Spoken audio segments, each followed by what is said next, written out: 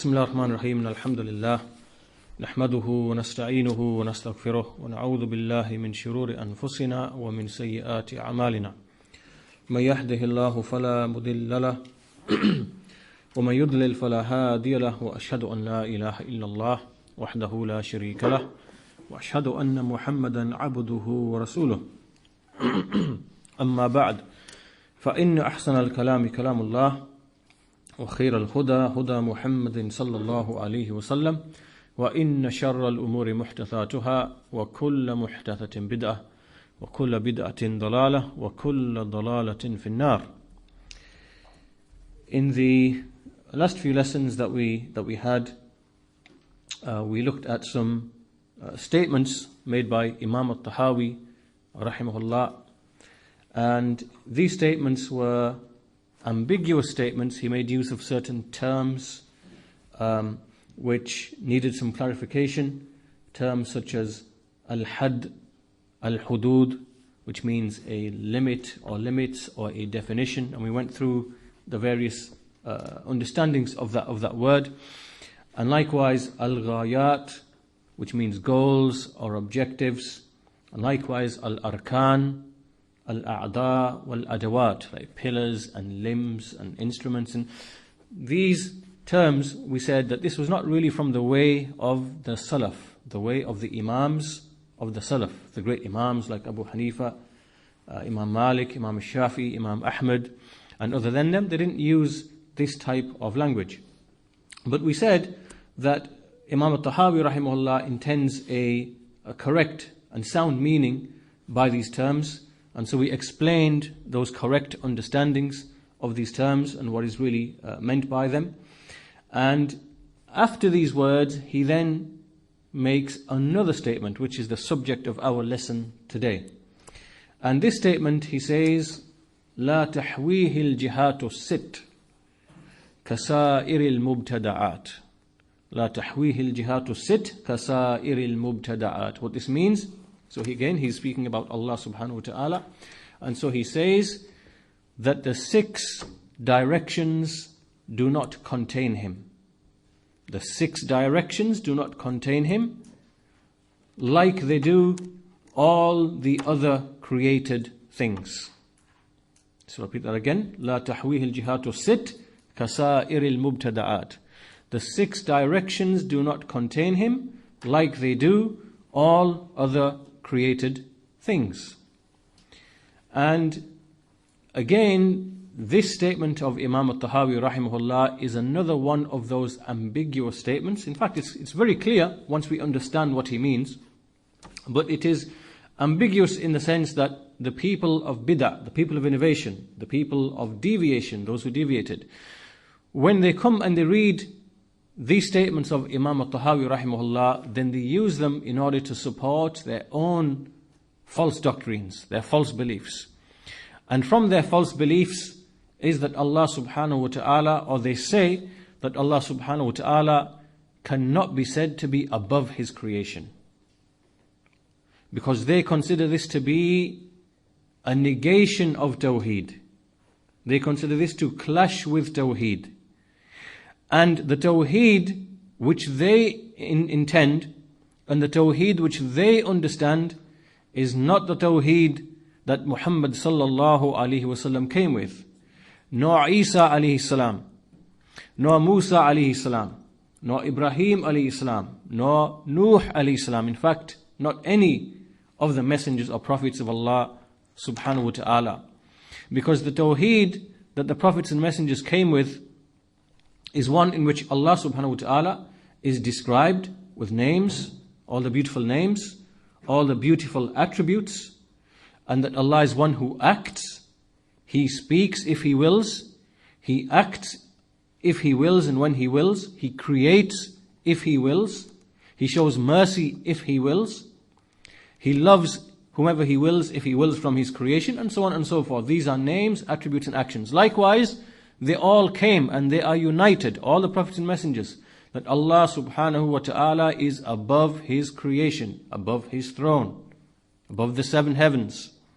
And this is consensus amongst all, within all the revealed books and amongst all the messengers.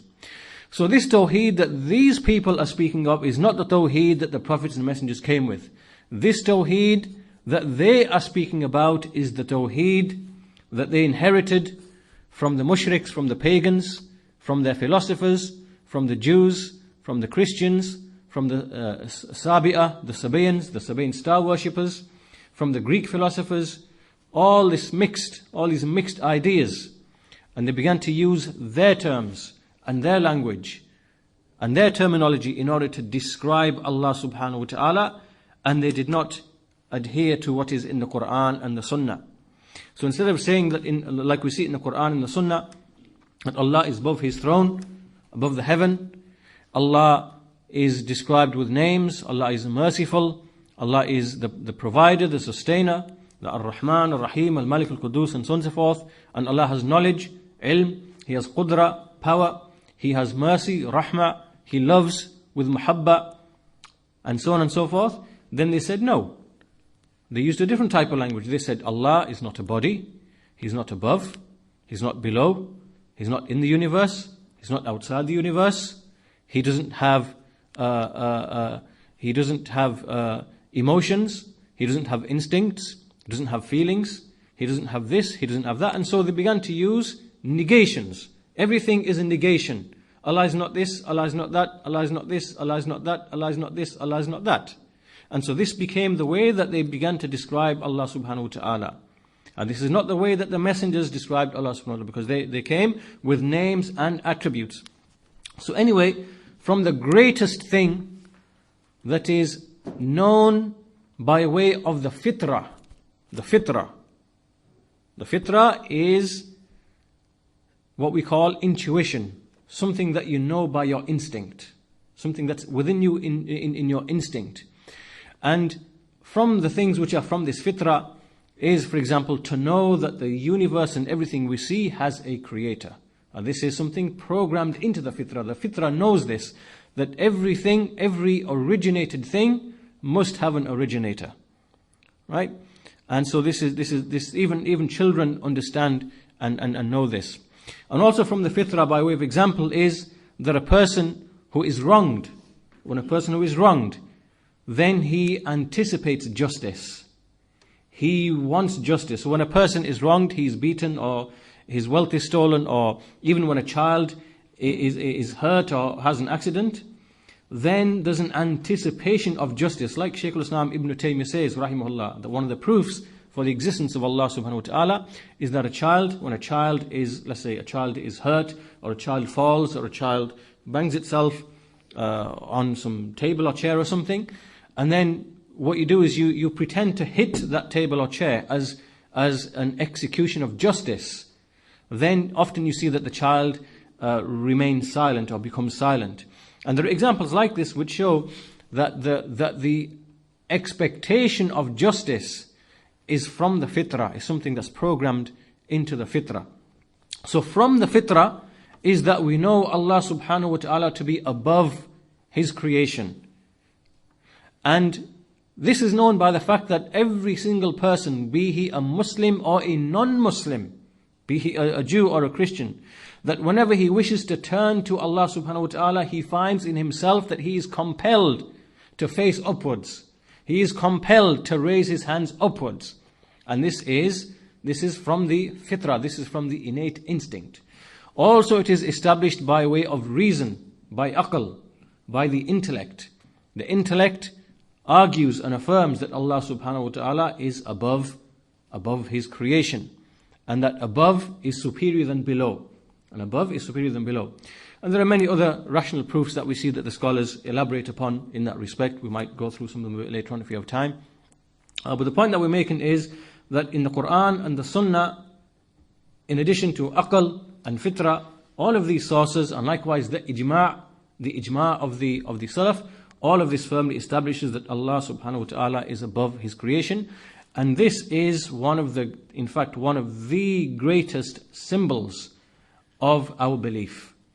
Because by way of this belief that Allah subhanahu wa ta'ala is separate and distinct and outside of His creation, above His creation, lofty and exalted above His creation.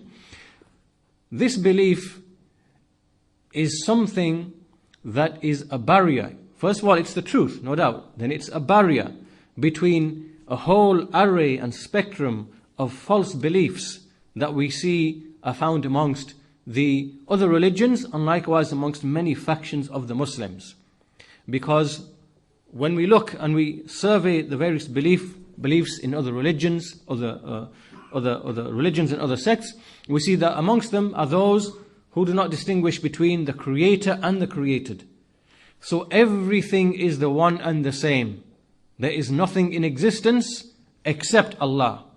So all of existence, including us, we are one with Allah subhanahu wa ta'ala. And then they claim, this is Tawheed. This unity and oneness, this is Tawheed. And so this you find amongst the Sufis, and also from other religions.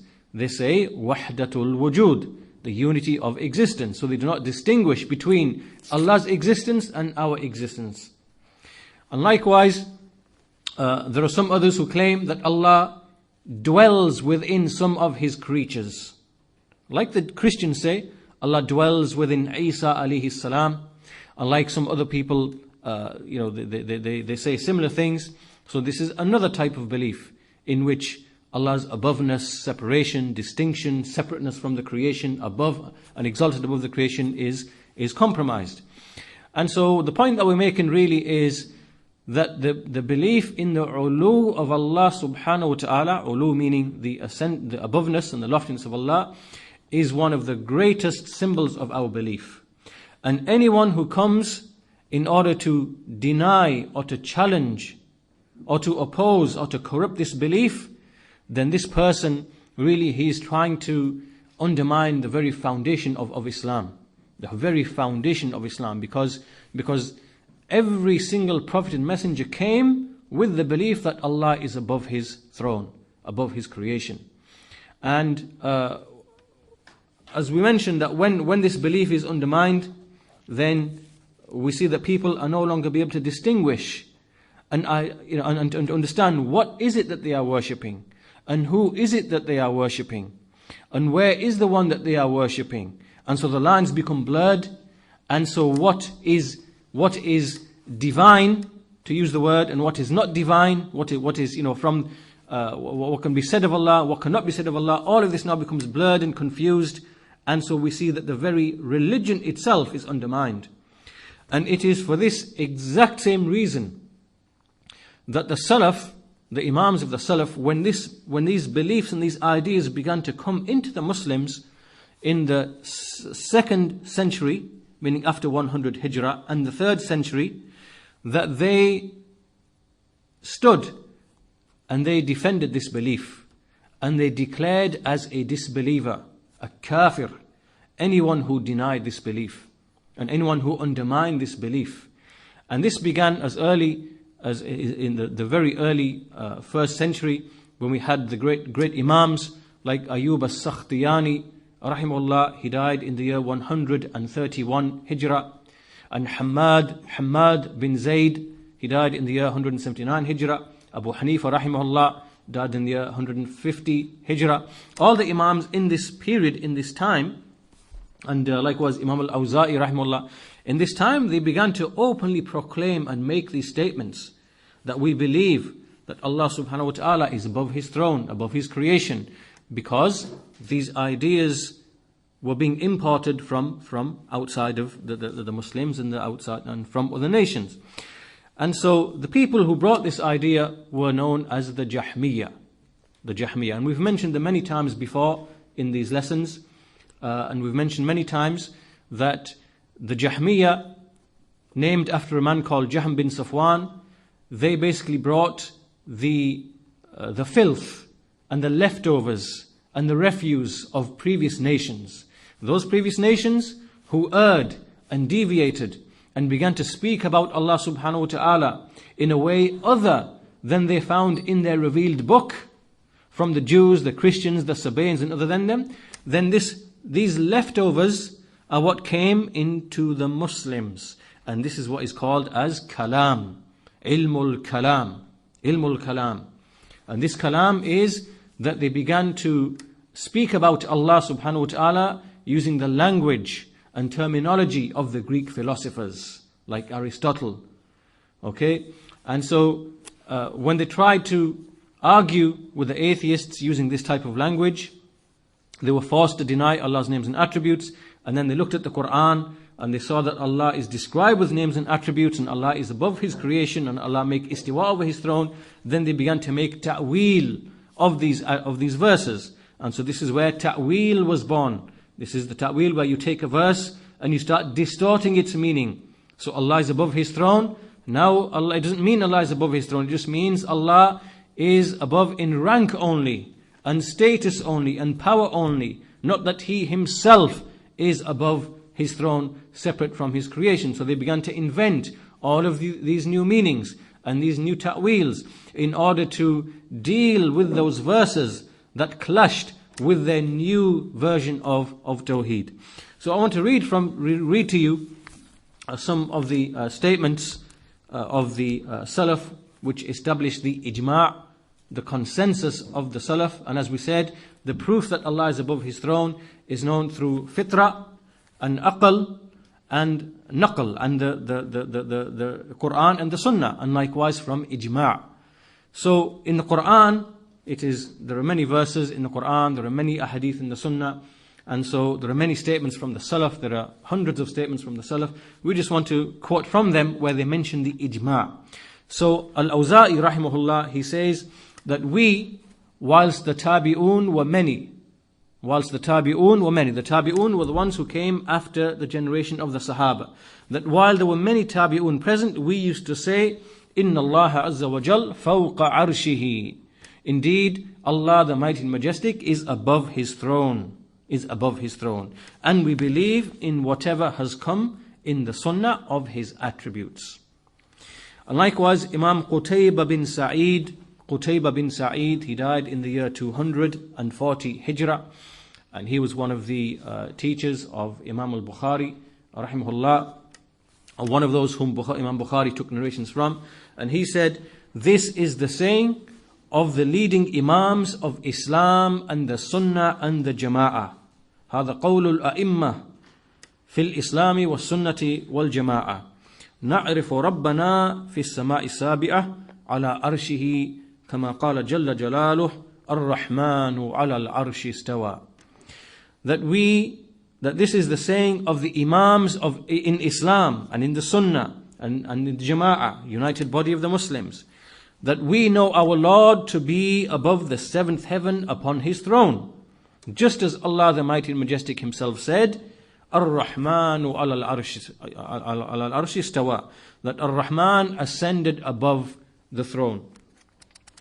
And then these statements, there are two statements, there are many others. To avoid lengthening the affair, we'll just mention a couple more from the 10 or so that we have. Zakaria as-Saji, rahimahullah, he died in the year 307 Hijrah, and he used to be in Al-Basra, a place in Iraq. And he said that the speech regarding the Sunnah, that which we have seen our companions from Ahlul Hadith, the people of Hadith, to be upon, those whom we have met, is أن الله تعالى على أرشه في سمائه, that Allah the Exalted is over His throne, above His throne, over His heaven. And also one more from Abu Umar al-Talamanki al-Andalusi. So he was in Al-Andalus, the place which is what we now know as Spain. And so he said in his book Al-Wusul ila Ma'rifati al-Usul, he said, أجمع المسلمون من أهل السنة على أن معنى قوله وهو معكم أينما كنتم ونحو ذلك من القرآن أنه علمه وأن الله تعالى فوق السماوات بذاته مستو على عرشه كيف يشاء. That all of the Muslims from Ahlul Sunnah are united, that the meaning of the saying of Allah when Allah says in the Quran that He is with you wherever you may be. This is a verse in the Quran, وَهُوَ مَعَكُمْ أَيْنَمَا كُنْتُمْ, that He is with you wherever you may be. That this verse means He is with you in His knowledge. His knowledge is with you wherever you may be. And as for Allah, the Exalted, then He is above the heavens with His essence, ascended above His throne however He wills. So from all of this really, the point that we're making is that the belief in the ulu of Allah subhanahu wa ta'ala is a firmly established matter in the hearts, in the fitrah, in the natural disposition of the people, until even those who are non-Muslims, from the Jews and Christians who received books, they find it, they find this to be the case as well, that they are compelled to face upwards when they wish to turn to Allah subhanahu wa ta'ala, or that which they claim to be Allah subhanahu wa ta'ala according to their doctrines. And so even amongst them we see that this fitrah is still present.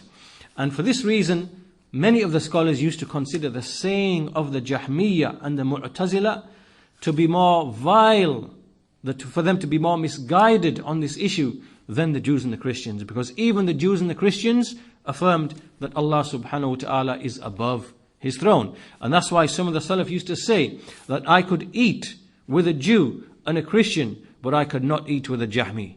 I would not eat with a Jahmi. I would not eat with a person who denies Allah's attributes and names and denies that Allah is above His throne. And likewise, some of them would say that apes and swine are my neighbors, is more beloved to me than that a Jahmi should be my neighbor. Because while the swine and the ape might harm you in the sense that it annoys you and it disturbs you and annoys you, and at least it will not corrupt your religion. But when you have a Jahmi, someone who is diseased and poisoned with this kalam, as a result of which he denies Allah is above His throne and denies Allah's attributes, it is possible that this person will disease your heart. So all of this is just really an introduction to this issue. And we come back now to the speech of At-Tahawi rahimahullah, because he said, لا تحويه الجهات الست كسائر المبتدآت, that the 6 directions do not contain him.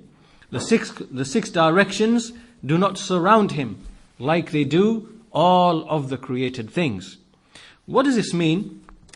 First of all, we should explain that when we speak of the 6 directions, the 6 directions are right and left and in front and behind and above and below. These are the 6 directions.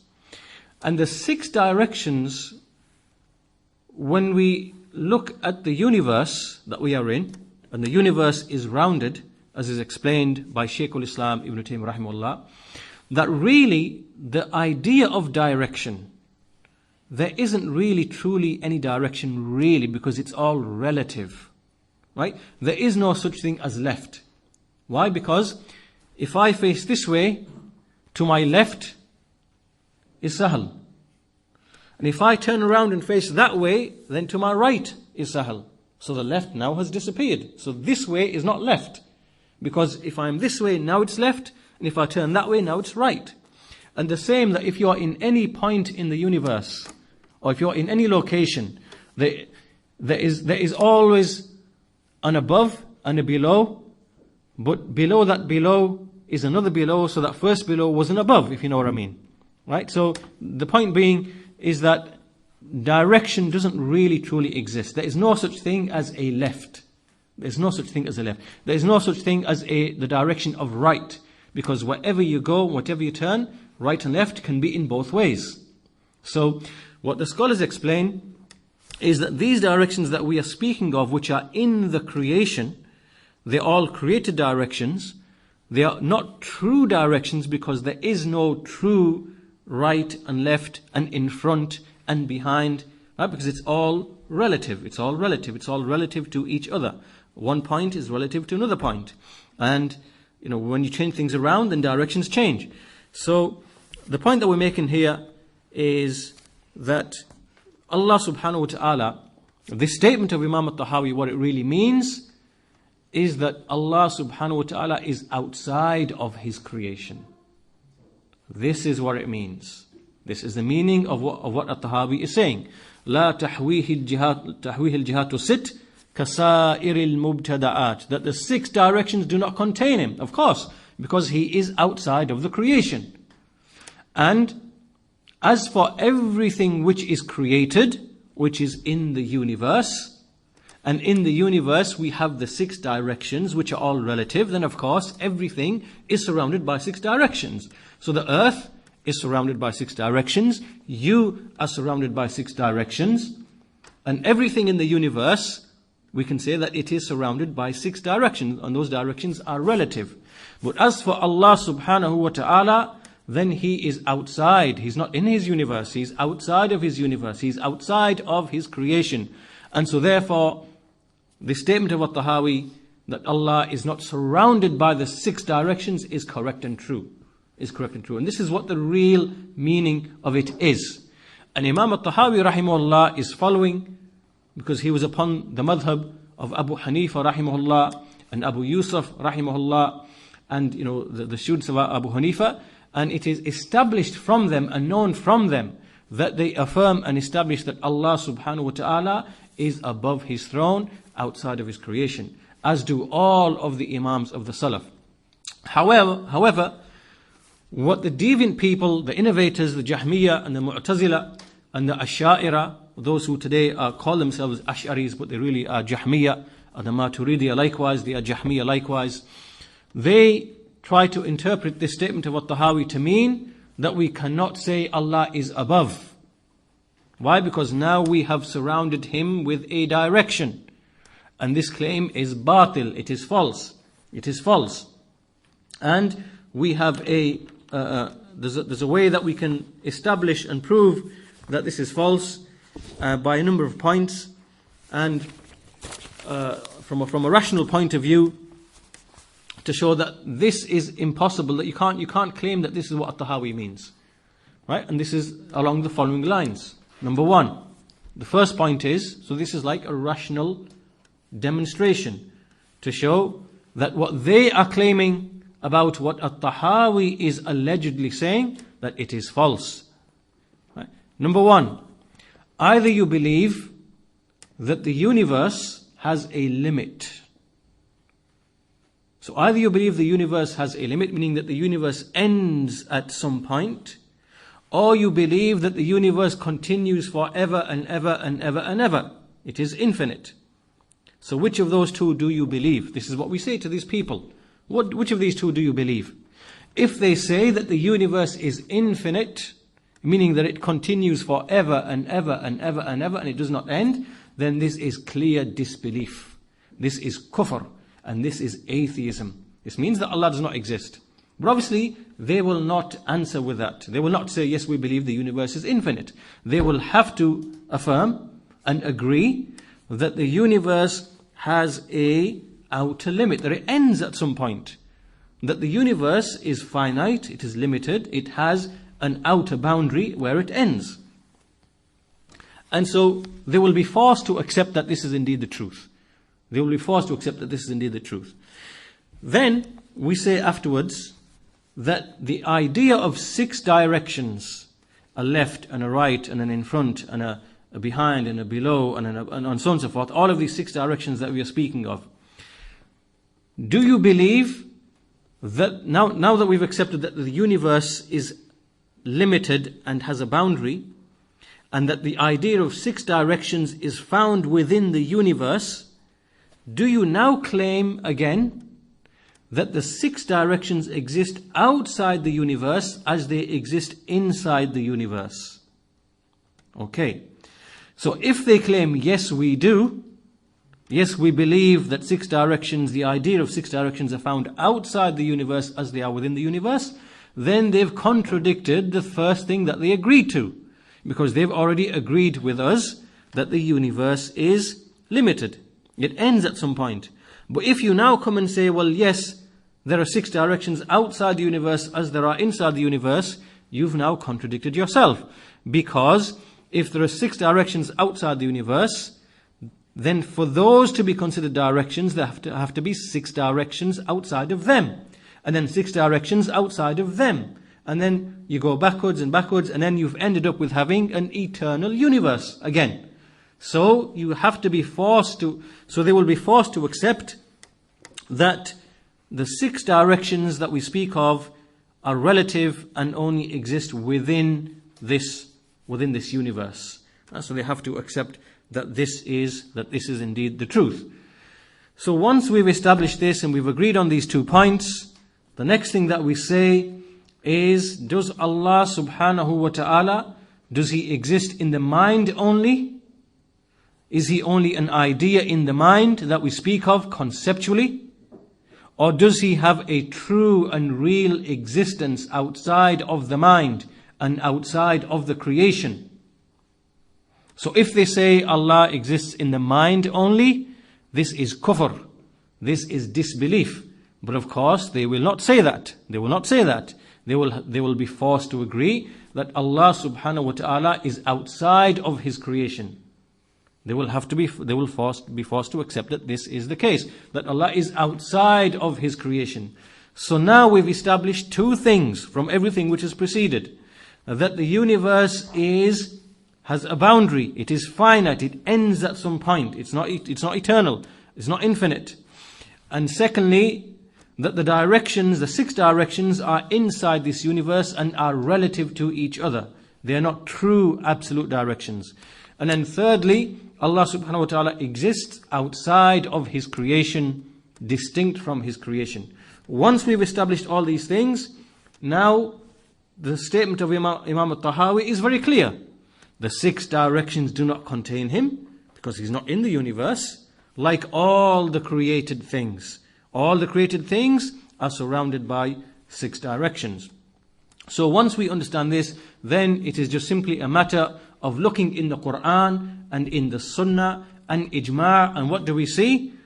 It is established that Allah is above His creation. Above His creation. And so either you guide yourself by way of the Salaf, by way of the likes of Abu Hanifa and Al-Awza'i and Al-Zuhri and Imam Malik and Al-Shafi'i and Imam Ahmad and all the other great Imams of the Salaf. So either now you agree with them and speak with their speech and say, yes, Allah subhanahu wa ta'ala is above the heaven, above the throne, or you choose to join the Jahmiyyah and the Mu'tazila and the other innovators and oppose this particular belief.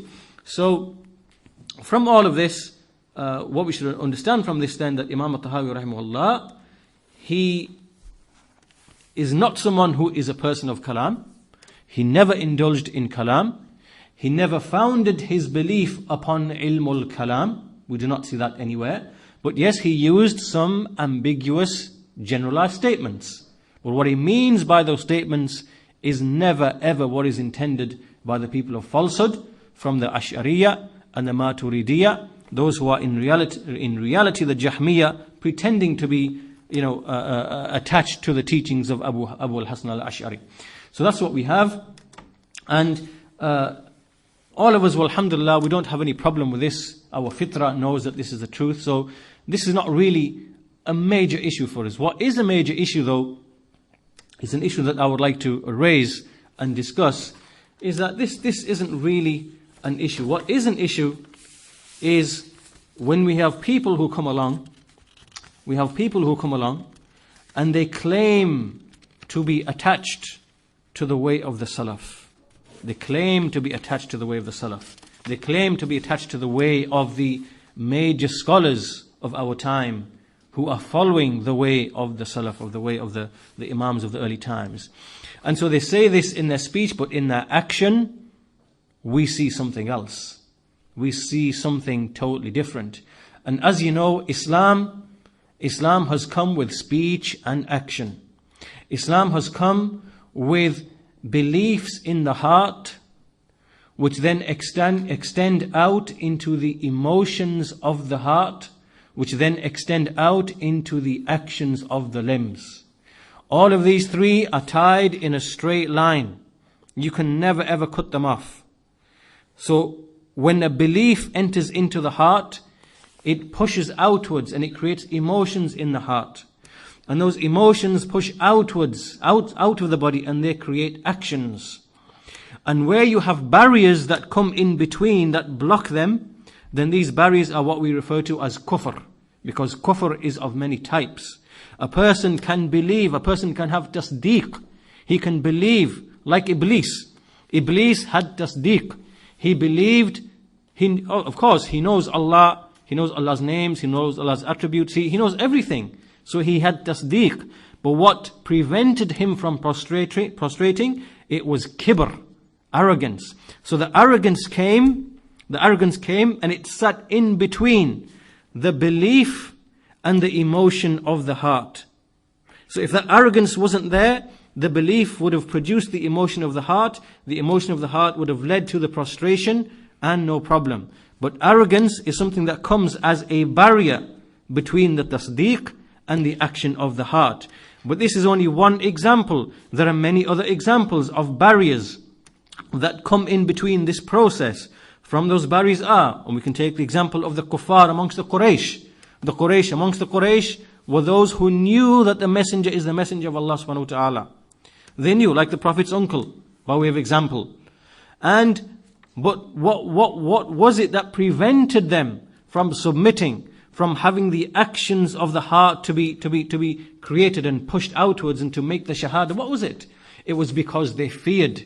They feared leaving the way of the forefathers. They feared being scorned by their tribes.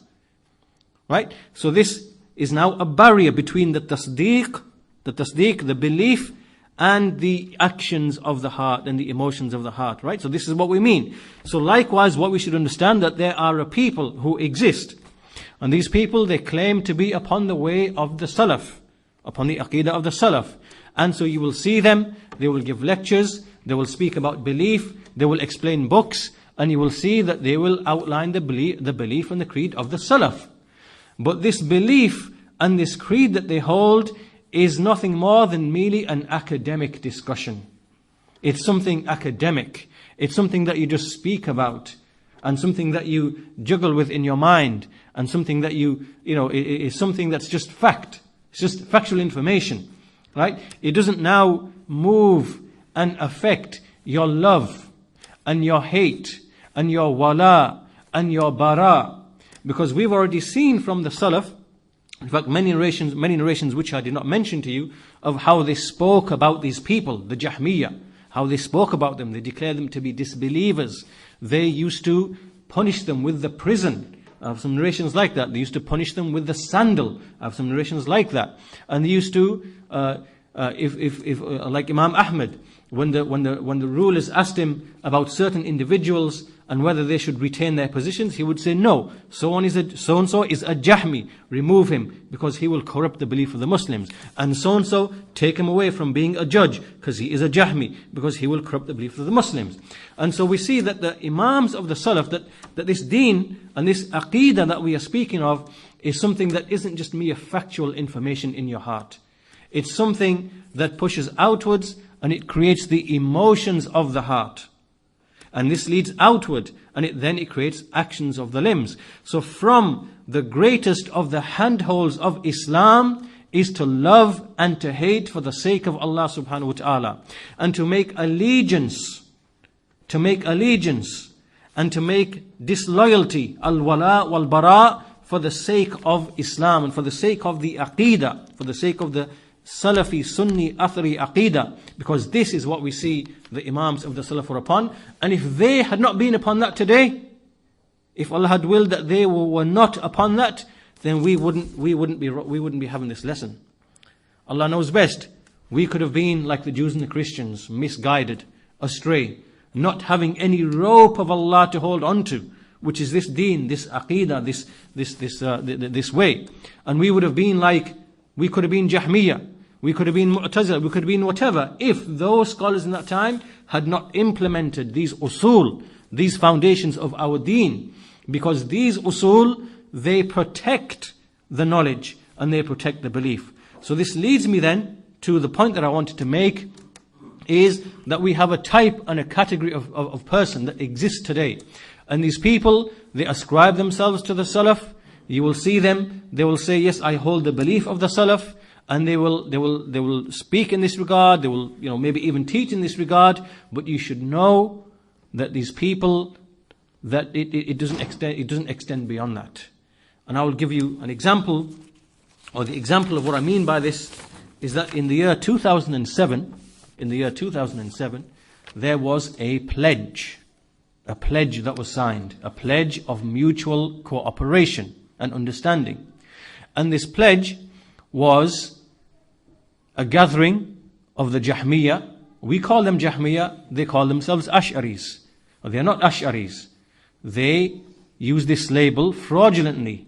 No one who is an Ash'ari today can be said to be a true follower of Abu al-Hasan al-Ash'ari. Because Abu al-Hasan al-Ash'ari, when he died, he was upon the doctrines of Imam Ahmad. He changed. He became closer and closer and closer to what Imam Ahmad was upon. And then some people came after him who ascribed to him, but then they began to change his teachings bit by bit until they went back in the direction of the Jahmiyyah and the Mu'tazila. So, there's a gathering of these people. We refer to them as the Jahmiyyah. And we refer to them as the grave worshipping Sufis. These people, like Hamza Yusuf and Muhammad ibn Adam al-Kawthari, who is from this country, and he is someone who says, he's a Jahmi. He denies Allah is above his throne. And he calls to the worship of the dead in their graves because he justifies al-istighatha, seeking rescue from other than Allah subhanahu wa ta'ala. This is known. And likewise we have people like Zayd Shakir, who is an American. And he is someone who denies that Allah is above his throne because he is a Jahmi. He is diseased with that kalam. So these people are the same people that were present in the time of Imam Ahmad. However, we have another group of people who claim to be upon the way of the Salaf. And so what they do is that they come together and they sign a pledge. And in this pledge, what the basic gist of this pledge is, that yes, basically we are all from Ahlus Sunnah, broadly speaking. And despite all the variations and differences that we have had historically, all of us can be broadly said to be from Ahlus Sunnah. And so therefore, we should cooperate with each other. We should not criticize each other. We should accept that our differences are genuine differences that the scholars have never been able to resolve in all those centuries. So what are we supposed to do? So we should cooperate, we should have an understanding, and we should not refute each other, not warn against each other, and create a cordial understanding. And so these people who claim to be upon the way of the Salaf, they sign this pledge. And so from those people who sign this pledge are the likes of Yasir Qadi and Muhammad al-Sharif. And these two are the people who are behind Al-Maghrib Institute. Al-Maghrib Institute. And likewise people like Tawfiq Chowdhury. And likewise people like Abdurrahim Green. And likewise people like Abu Iyaad whose name that you are familiar with. So all of these people, the point that I'm trying to make to you is that it's not sufficient for you to claim to be upon the way of the Salaf, because the Salaf have a methodology. There is a manhaj. And this manhaj is something that helps to protect this religion. Because the way that the previous nations went astray, the Jews and the Christians, we know that they split into 72 sects and they lost their religion. Because the clarity in their religion was lost. First of all, because Allah didn't intend it and want it to be preserved. Why? Because there was a final messenger to come. But the point that I'm making is that if the truth is not made clear from the falsehood, and the people who carry that truth are not made clear from the people who carry falsehood, then there will be a blurring of the truth. There'll be a blurring of the truth. And when that blurring of the truth occurs, this is when we get schisms and sects and differences and variation. And then this is how the deen becomes corroded. This is how the deen undergoes tabdeel, change. And so sometimes we have to look at things from the right angle. And the angle here is that the actions of these people is treacherous. This is treachery. This is despicable. That when you see how Imam Ahmad and the scholars of the Salaf used to treat the Jahmiyyah, you come along and you give these Jahmiyyah a lease of life. You give them a lease of life. Not only that, you give them a lease of life, you say about them, I personally have no qualms considering these groups within the broad fold of Sunni Islam. That's Yasir Qadi. And likewise you say, I am eager to further my relationship with them. I sense a genuine spirit of Islamic brotherhood whilst amongst them. I wish the best for them and their da'wah. And their da'wah to denying Allah is above the throne. And their da'wah to calling upon people to make istighatha through other than Allah subhanahu wa ta'ala. I am desirous to benefit from their wisdom and knowledge. This is a man whom Allah has misguided upon knowledge. This Yasir Qadi. He's diseased in his heart to make these kind of statements. And he says, when he's mentioned to him, why don't you refer back to the scholars, those scholars who you studied with in Medina? And this is his response in his own writing. With regards to going back to Mashaykh overseas, then with all due respect, I simply do not view this matter as being one that should go back to them. If I myself have experienced firsthand the Western situation for the last few years, have changed my own views, and I am from the West, how would I then expect an alim who has lived his entire life in India or Saudi to understand our situation? Sometimes we place our ulama above the level that they deserve, and that is a fact that needs to be said plainly and clearly. And then he goes on with the same point. And then he says, others whom I respect, I would turn to for guidance in matters related to the situation of Western Muslims are, he mentions amongst them, Shaykh Saalih As-Sawi. Shaykh Saalih As-Sawi, he's not a sheikh, he is a Qutbi, he is a follower of Sayyid Qutb, and he is another astray individual. So what Yasir Qadi is saying essentially, that all of these scholars, the scholars of the Salafi Aqeedah, they are living on a different planet. That's essentially what he's saying. They live in a desert somewhere over there. They've not experienced the West like I have. And if I want guidance in the issues in the West, I'm just going to go to Saalih As-Sawi and others from these astray people from Ikhwan al-Muslimin and other than them. And so you see, the point that I'm making here then really is that don't be deceived just because someone proclaims the Salafi Aqeedah, because that is not what Salafiyah is about. Salafiyah is something above and beyond that. There is a methodology, there is al-wala, there is al-bara, and this is why you will find in the statements of the Salaf a firm principle that we judge people by their companionship. And we judge people with whom they befriend. And we judge people with whom they sit with and speak with and talk with. And that's why you will see now this individual Yasir Qadi sitting, doing joint lectures with a Jahmi Zayd Shakir. And this is treachery to the religion. This is treachery. All in the name of what? Because they're claiming, we see the situation is different in the West and there are priorities and there's this and that, whatever. And so they are using their own qiyas and their own aql in order to decide what is best for the da'wah. And they turn their back on the true scholars, the scholars who will actually tell them the truth and how da'wah is truly made. So anyway, the point that I'm making is, to conclude this lesson then, is that At-Tahawi rahimahullah, this statement of his, that the 6 directions do not contain Allah like they do all other created things, is a statement which has a true meaning. It means Allah subhanahu wa ta'ala is outside of His creation, separate and distinct from His creation. It is a proof. This statement of Tahawi is in fact a rational proof for the fact that Allah is outside of His creation, above His throne. And this is what we firmly believe. It is from the fitrah, and aql, and naql, and ijma'. It's a firmly established belief. And our belief, these are from the core symbols of our belief. And we do not accept any compromise in these issues. We take and we remain upon the way of the Salaf in how we deal with the deviants, the people of bid'ah, the people of innovation, because unless we take that step, then really all that we're doing is we are compromising the religion. This is how the deen is compromised.